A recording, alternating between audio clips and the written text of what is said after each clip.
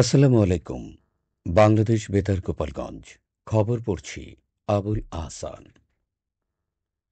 নড়াইলের নবাগত জেলা প্রশাসক ডক্টর মোহাম্মদ আব্দুস সালাম কালিয়া উপজেলার বিভিন্ন পর্যায়ের কর্মকর্তা, মিডিয়া কর্মী ও সুশীল সমাজের প্রতিনিধিদের সাথে এক মতবিনিময় সভা করেছেন।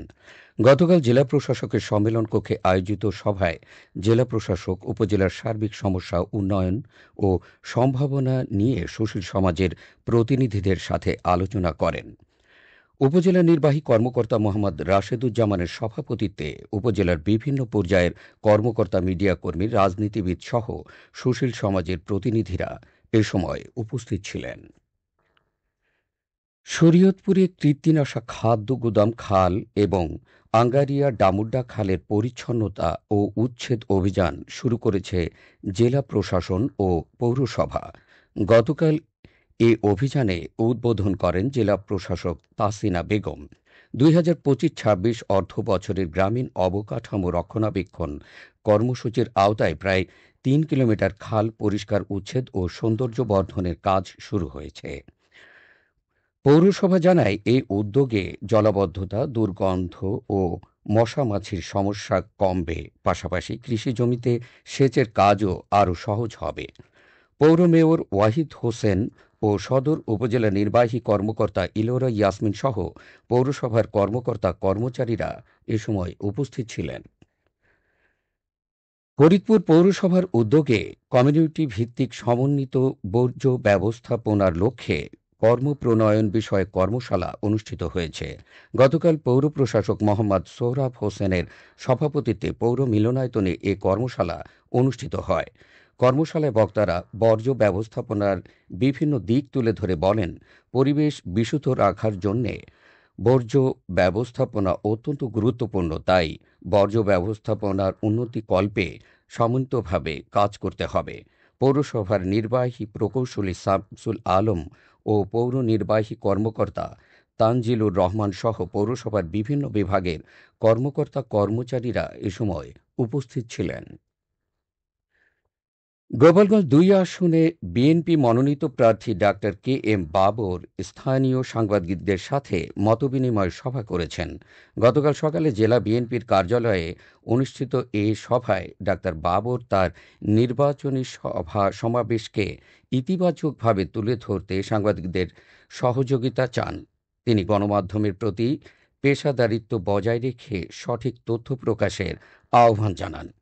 জেলা বিএনপির ভারপ্রাপ্ত সদস্য সচিব advocate M A Khayer, BNP নেতা অ্যাডভোকেট তৌফিকুল ইসলাম সহ সহযোগী সংগঠনের নেতাকর্মীরা এ সময় উপস্থিত ছিলেন। দক্ষ জনশক্তি দেশ গঠনের মূল ভিত্তি, এই স্লোগানকে সামনে রেখে গতকাল নড়াইলে গণপ্রকৌশল দিবস ২ ও ইনস্টিটিউট অফ ডিপ্লোমা বাংলাদেশ আইডিবির ৫৫তম প্রতিষ্ঠাবার্ষিকী পালিত হয়েছে। এ উপলক্ষে নড়াইল আইডিবির অস্থায়ী কার্যালয়ে আলোচনা সভা ও কেক কাটা হয়।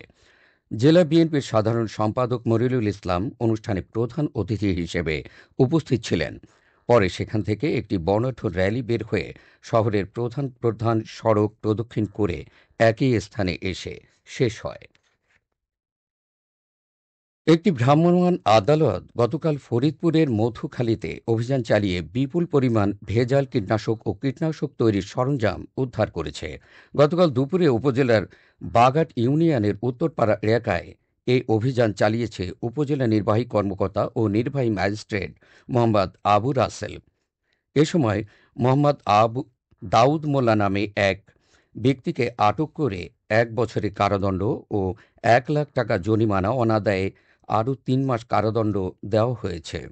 অভিযানকালে মধুখালী উপজেলা কৃষি কর্মকর্তা মাহবুব এলাহী সহ সংশ্লিষ্টরা উপস্থিত ছিলেন। ফরিদপুরের নগরকান্দায় চোর সন্দেহে গণপিটুনিতে শাহীন নামে এক ব্যক্তি নিহত হয়েছেন। সোমবার রাত ২টার দিকে উপজেলার রামনগর ইউনিয়নের দেবীনগর এলাকায় এ ঘটনা ঘটে। পুলিশ জানায়, রাতে অন্ধকারে চুরি করতে এসেছে এমন সন্দেহে ৫ জনকে হাতে নাতে আটক করে এলাকাবাসী। এর মধ্যে একজন পালিয়ে গেলেও ৪ জনকে গণপিটুনি দেয় স্থানীয়রা। গণপিটুনিতে গুরুতর আহত শাহীন শিকদারকে ফরিদপুর মেডিকেল কলেজ হাসপাতালে নিলে চিকিৎসাধীন অবস্থায় তার মৃত্যু হয়। এ বিষয়ে আইনগত প্রক্রিয়া চলমান রয়েছে। তারুণ্যের উৎসব ২০২৫ উপলক্ষে নড়াইলে আন্তঃজেলা ফুটবল টুর্নামেন্ট ২০২৫ শুরু হয়েছে। গতকাল নড়াইল বীর শ্রেষ্ঠ নূর মোহাম্মদ স্টেডিয়ামের আনুষ্ঠানিক এর উদ্বোধন করেন জেলা প্রশাসক ড মোহাম্মদ আব্দুস সালাম। উদ্বোধনী খেলায় নড়াইল আব্দুল হাই সিটি কলেজ ১-০ গোলে আশার আলো মহাবিদ্যালয় তোলারামপুরকে পরাজিত করে জয়লাভ করেছে।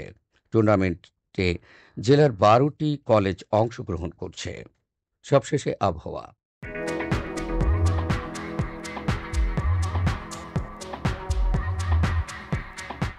আজ বেলা ১টা পর্যন্ত আবহাওয়ার পূর্বাভাসে বলা হয়েছে, দেশের অভ্যন্তরীণ নদীবন্দরসমূহের জন্য কোনো সতর্কবার্তা নেই এবং কোনো সংকেতও দেখাতে হবে না। খবর শেষ হলো। আমাদের পরবর্তী খবর প্রচারিত হবে সকাল ১০টা বেজে ৩০ মিনিটে বাংলায়।